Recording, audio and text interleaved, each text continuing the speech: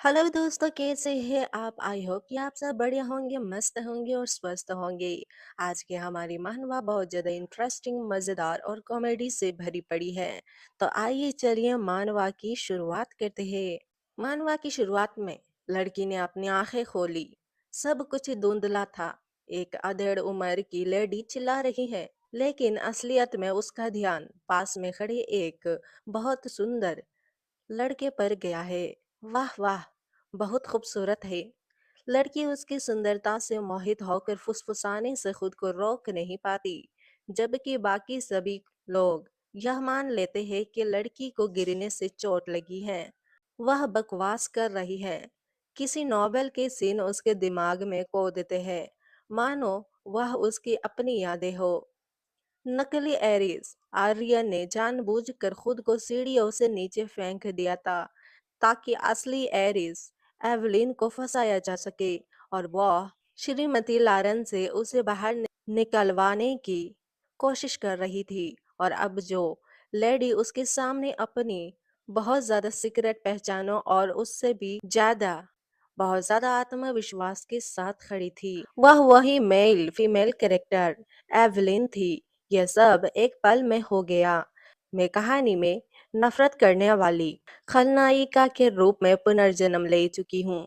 आर्या ने शुरू से ही ओरिजिनल नायिका को नाराज करने में कामयाबी हासिल कर ली थी। श्रीमती लारेंट ने अपनी नकली बेटी का जमकर बचाव किया, जबकि एबलिन को बुरी तरह से डांटा। एबलिन ने पूरी तरह से बेफिक्र होकर आरोप से इनकार किया। मैंने उसे धक्का नहीं दिया। गुस्सा होकर श्रीमती लारेंट ने एवलिन को अनाथालय वापस भेजने की धमकी दी। नोवेल की त्रासदी को दोहराने से रोकने के लिए आर्या ने अपनी जीवन रेखा को पकड़ने का फैसला किया। उसने तुरंत स्वीकार किया कि वह खुद ही फिसल कर गिरी थी तथा इसका उसकी बहन से कोई संबंध नहीं था। जब आर्या को लगा कि संकट टल गया है, तो माँ और बेटी के बीच लड़ाई बढ़ गई। एवलिन को अपनी प्रिय बहन का यह कदम जरा भी पसंद नहीं आया, जिससे आर्या दंग रह गई। अरे नहीं, क्या वो सोचती है कि मैं दो मुहा हूँ? आर्या ने तुरंत बीच बचाव करने की कोशिश की, लेकिन श्रीमती लारन ने बस एवलिन की ओर उंगली उठाई और उसे एक बुरी बड़ी बहन होने के लिए डांटा, जिसे अपनी रक्षा के लिए अपनी छोटी बहन की जरूरत थी। एवलिन ने अपना धैर्य खोते हुए दोहराया, मैंने उसे धक्का नहीं दिया। श्रीमती लॉरेन ने इसे एक जिद्दी इनकार के रूप में देखा। रिया अपना दिमाग खोने वाली थी। प्लीज बात करना बंद करे। उस समय डॉक्टर इवांस, जो इसे और बर्दाश्त नहीं कर सकी, बोल पड़े, क्या आपके घर में सुरक्षा कैमरे नहीं है? एक नजर डालने से यह सब बात क्लियर हो जाएगी। श्रीमती लॉरेन ने इस थॉट का मजाक उड़ाया। आखिरकार वह बकवास था। उसका तर्क बढ़ता जा रहा था और आर्या रोना चाहती थी। नॉवेल का अगला सीन चेहरे पर थप्पड़ मारने वाला क्लासिक सीन था, और उससे नॉवेल को फिर से लिखने की सख्त जरूरत थी। माँ, मैं सचमुच एक कदम चूक गई और गिर गई। प्लीज मेरी बहन को दोष मत देना। मैं आपसे विनती कर रही हूँ। बस मुझ पर विश्वास करो और गिर जाओ। यह देखकर कि उसकी माँ अभी भी मान नहीं रही थी, आर्यन ने इम्पोर्टेंट समय की ओर ध्यान दिलाया। उस समय एवलिन अपने फोन पर रिकॉर्डिंग कर रही थी। अगर आपको मेरी बात पर विश्वास नहीं है तो वीडियो देख लीजिए। एवलिन रुक गई। उसकी आंखों में संदेह की झलक थी। आर्या को पता था कि मैं रिकॉर्डिंग कर रही हूँ, और फिर भी उसने ऐसा किया। आर्या के इस बिहेवियर के बाद संकट आखिरकार समाप्त हो गया। नाटक खत्म होते देख एवलिन जाने के लिए मुड़ी। आपकी शाम मंगलमय हो बहन। आर्या बहुत ज्यादा खुशी से चहकी। डॉक्टर को बाहर छोड़ने के बाद एक नौकरानी आई। मिस, क्या मैं ऐशर को बाहर ले जाऊं? आर्या उलझन में थी। उसे ले जाओ, तुम कहाँ भूल गई? तुमने मिस्टर ऐशर को घर में न रहने देकर उसे सजा दी थी। सही। ओरिजिनल आर्या ने उसे ग्रीन हाउस में निर्वासित कर दिया था, क्योंकि उसने गलती से उसका एक महंगा मेकअप प्रोडक्ट तोड़ दिया था। आर्या के दिमाग में एक रोशनी बल्ब जल उठा। यह उसका मौका था। फ्यूचर खलनायक के साथ अंक अर्जित करने का एक प्रमुख अवसर। उसने अपनी दयालु मुस्कान बिखरी। औशर मेरा भाई है, वह ग्रीन हाउस में कैसे सो सकता है? उसे तुरंत अपने कमरे में वापस जाने को कहे। ऐशर ने ऊपर से तो उसे धन्यवाद दिया, लेकिन अंदर से उसे कोई खुशी महसूस नहीं हुई। कुछ समय बाद आर्या उसके पास आई और उसके बालों को सहलाया। उसकी आवाज में स्नेह झलक रहा था। और आप रात को अच्छी नींद ले सकेंगे। ऐशर पूरी तरह से चौकित था। क्या उसने अपना सिर मेरी सोच से ज्यादा जोर से मारा, या यह मुझे प्रताड़ित करने का कोई और नया तरीका है? अगली सुबह आर्या को एक मैसेज मिला।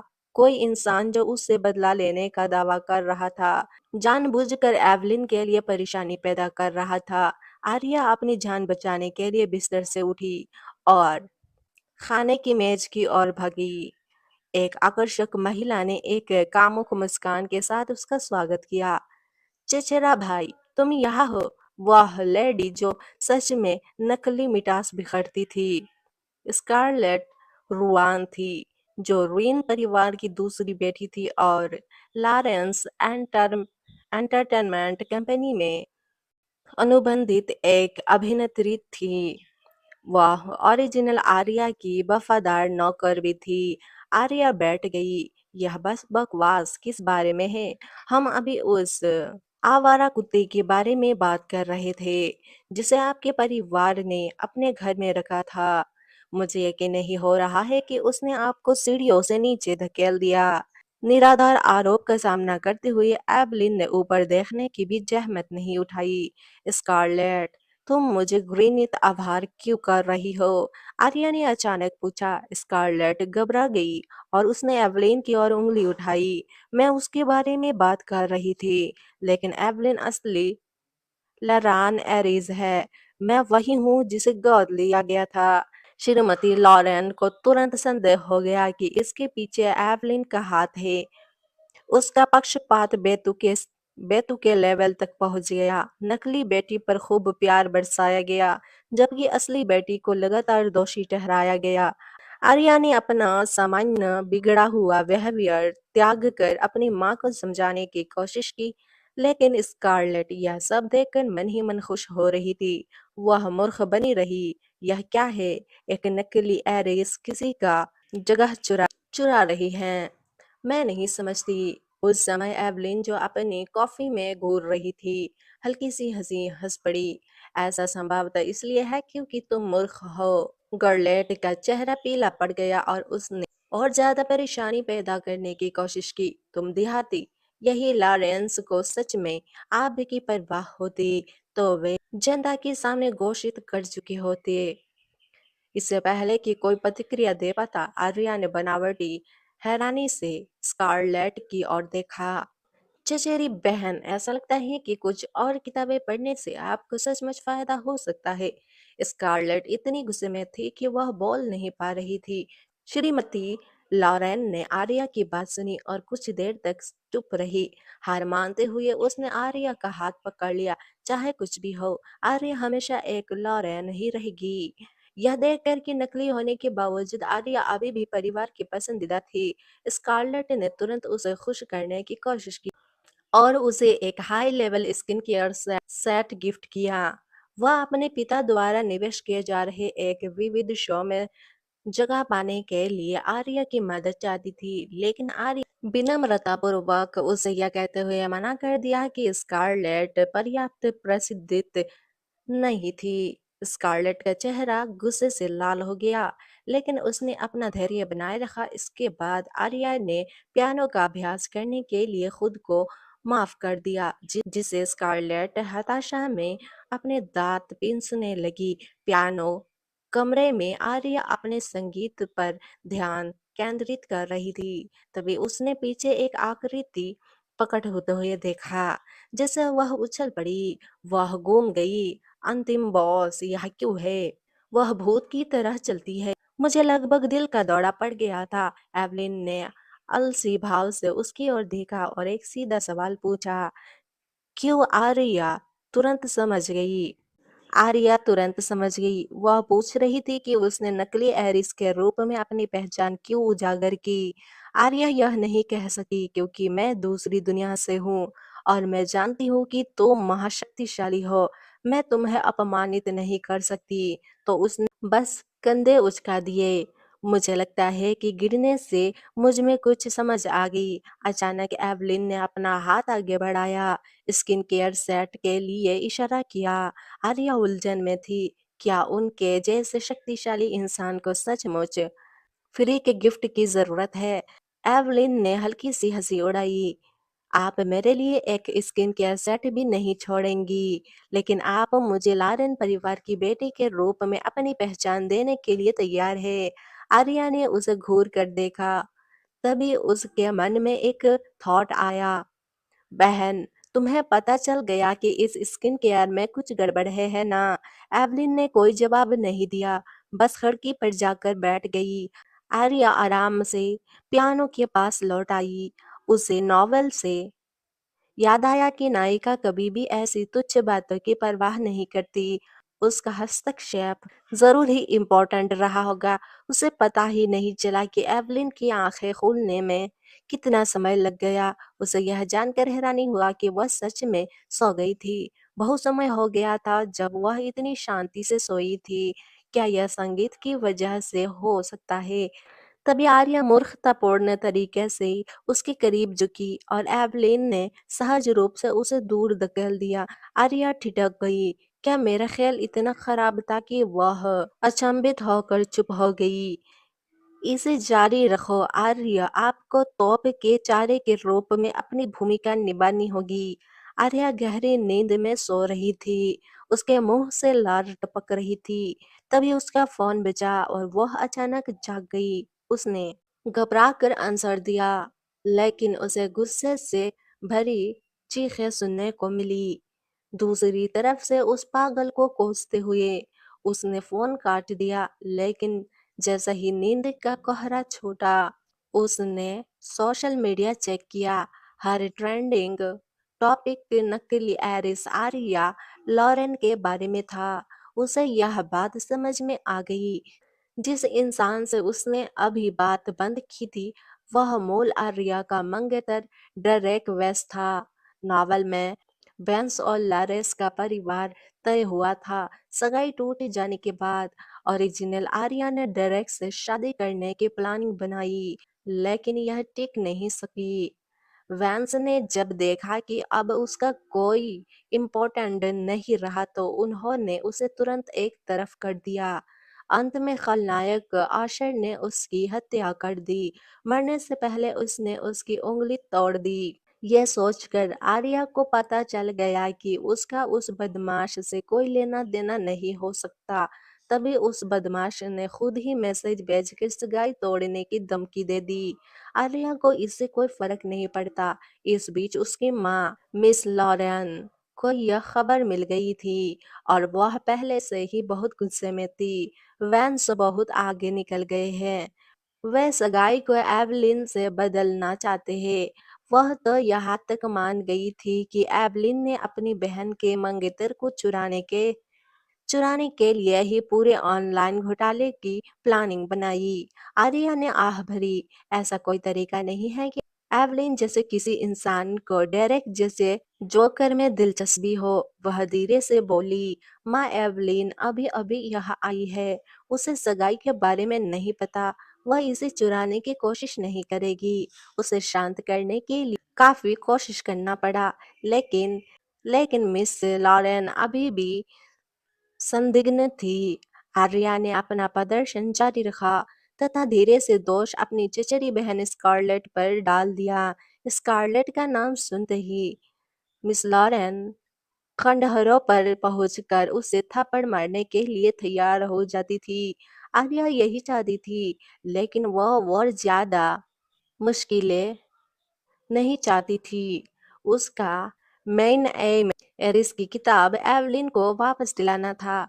आर्या ने अपनी माँ को रोकते हुए कहा, शायद उसने गलती से यह बात कह दी। कुछ भी निर्णय लेने से पहले हम पिताजी के घर आने का इंतजार करेंगे। उसके शब्दों से सैलन शांत हो गई। उसकी मॉम का नाम सेलन है। आर्या उनकी बायोलॉजिकल डॉटर नहीं थी, फिर भी उसके प्रति उनका प्रेम बहुत ज्यादा था। आर्या को स्नेह की एक छोटी सी पीड़ा महसूस हुई और उसने चुपचाप लॉरेन परिवार की रक्षा करने की कसम खा ली। एक और संकट से निपटने के बाद आर्या ने राहत की सांस ली, लेकिन कहानी की समय रेखा के अनुसार उसे ऐसा महसूस हुआ कि वह कुछ इम्पोर्टेंट बात भूल रही है। उसने अपना दिमाग खपाया और आखिरकार उसे याद आया कि ब्लड की थैली खतरे में है। चाहे जो भी हो, यह भविष्य के खलनायक के अच्छे पक्ष में आने का एक सुनहरा अवसर था। आर्या बचाओ अभियान पर बिजी सड़कों पर दौड़ रही थी। अचानक एक बूढ़ा आदमी लड़खड़ाते हुए उसकी ओर आया।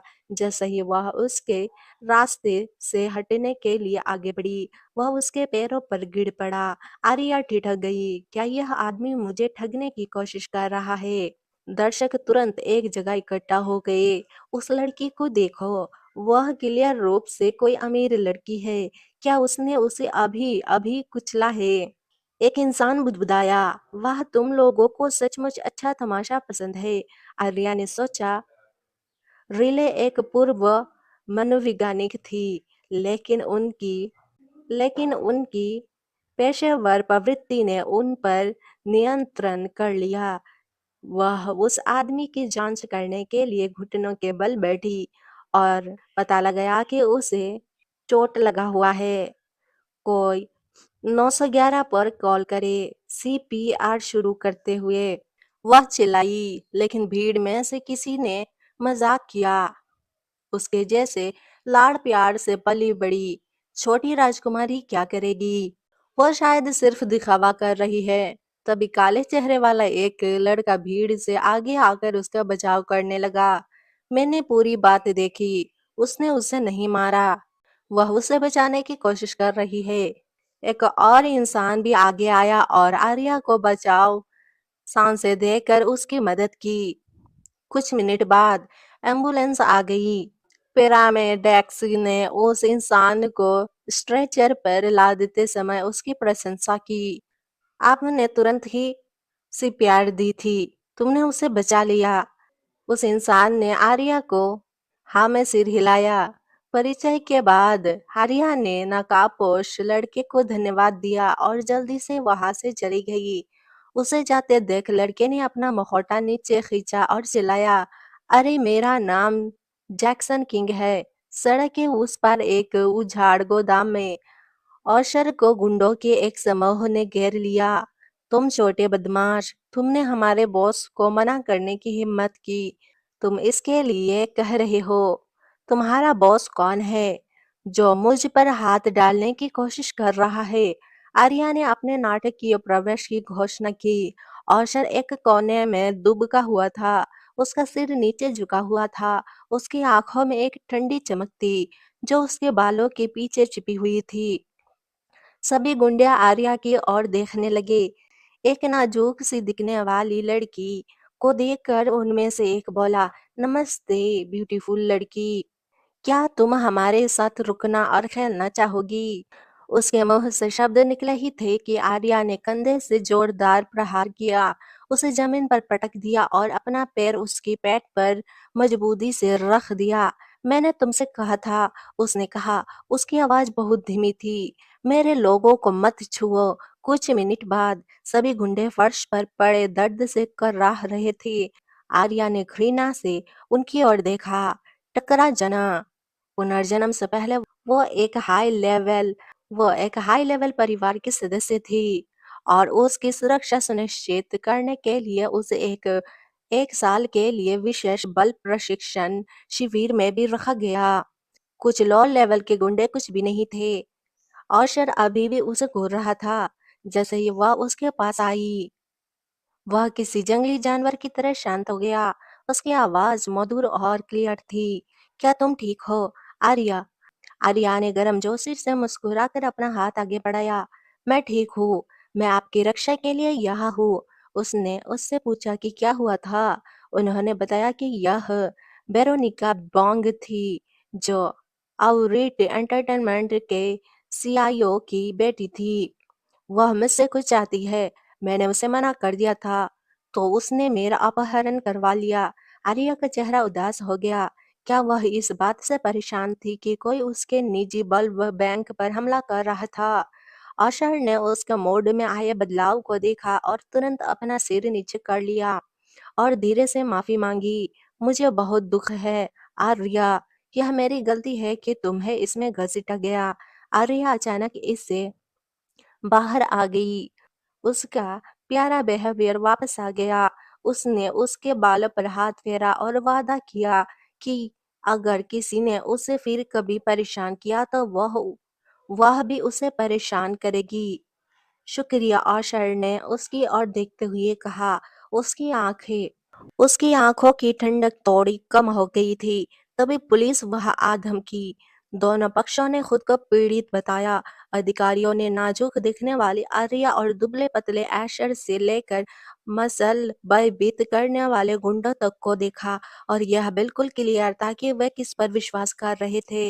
इसके अलावा चतुर आर्या ने पूरे टकराव को रिकॉर्ड कर लिया था।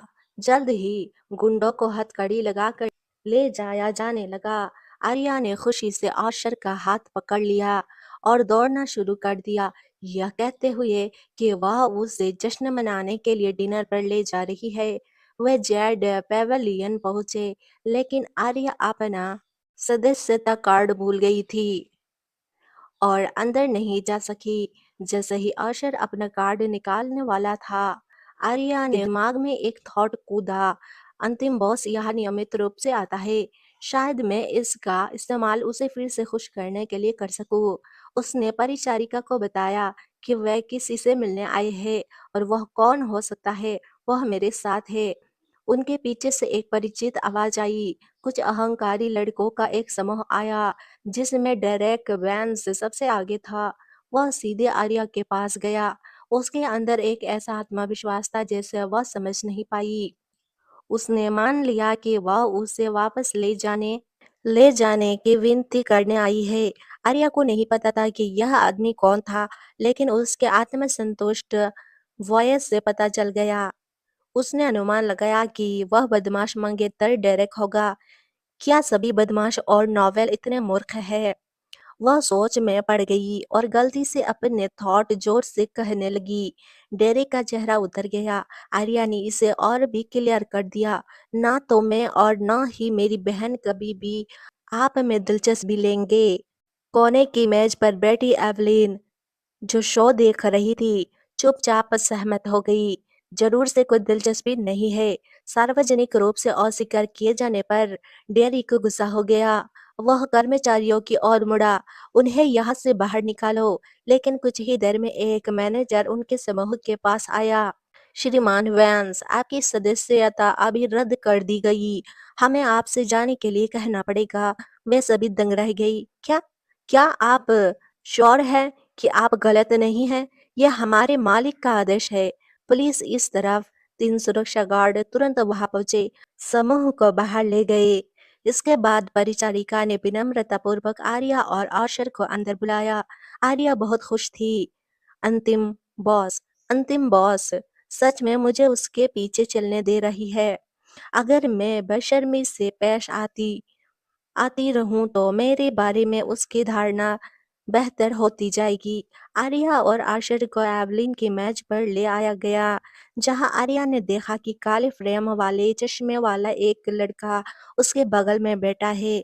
उसकी शैली से आर्या ने अनुमान लगाया कि यह एवलिन का भाई लियो है, जिसे जैसन के नाम से भी जाना जाता है, जो डार्क वेब की लीडर बोर्ड पर 7वें लेवल पर 7वें पोजीशन पर था।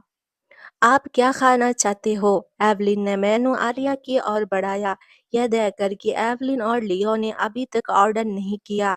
आर्या, जो हमेशा मुफ्तखोर होती है, तो विनम्रता से कहा कि वह और आशर ज्यादा नखरे नहीं करते। एवलिन ने सिर हिलाया और अपने कुछ सामान्य व्यंजनों का ऑर्डर दिया। आर्या ने फिर अचानक कहा, और एक plate starter fried pork liver के साथ एक छोटा गिलास गर्म चावल की वाइन। वेटर्स उसे हैरान होकर देखती रही। मिस, यह जेड पेवेलियन है। हर व्यंजन राज्य भोज लेवल की विशेषता है। एवलिन ने उसे हाथ हिलाकर विदा किया और ऑर्डर देने का संकेत दिया। खाना जल्द ही आ गया।